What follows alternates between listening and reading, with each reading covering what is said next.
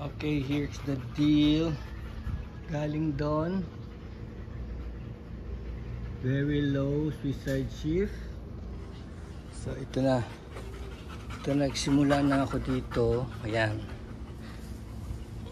So naka 45 degrees. Lowered.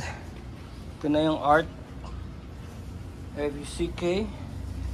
Ito na yung clown na kukulayan pa natin using enamel paint. So ganyan siya, ayun oh. Tignan niyo sa malayo oh. Diba?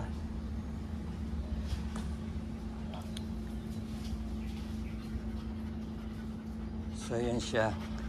Itong seat, yeah, pwede nang upuan yung seat. Pwede na siyang upuan.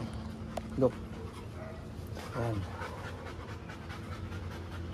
Ito yung harap. Ayan. So clean. Ito, magulat kayo kung ano to. Hindi ko sasabihin. Hulaan nyo. Pero luma na yan. That's a brass. Ito is, yun, ito na yung brace. Ayan, yan. Yun yung brace para hindi siya magtuloy-tuloy. And of course, pwede ko nang i-connect to. Hahabaan ko lang. Kukuha pa ko ng mga ganito dyan. Baka may sobra pa dyan. Kukonect ko yan dyan. And then ito yan oh. Hulaan nyo kung ano yan.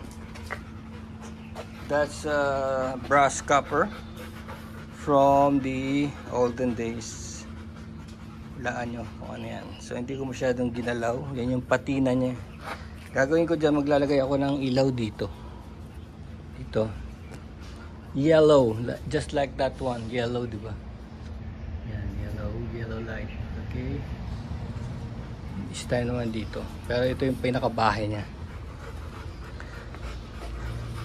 So yan na siya yung cover dito. Hindi ko pa nagagawan. Kokobera natin yan. Tapos hindi pa tayo tapos dito. Total wala naman deadline to. Tsaka hindi nagmamadali talaga. So lalagyan pa natin to na CC bar.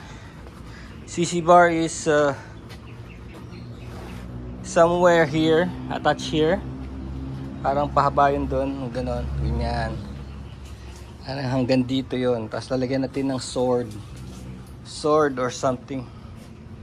Yun, usually gano'n na ginagawa CC bar. Tapos nandun sa CC bar yung signal lights and brake light, tail light. Nandun siya. Of course, ito yung suicide shifter natin. Matagal nang nagawa. So yun, let's try the fitting.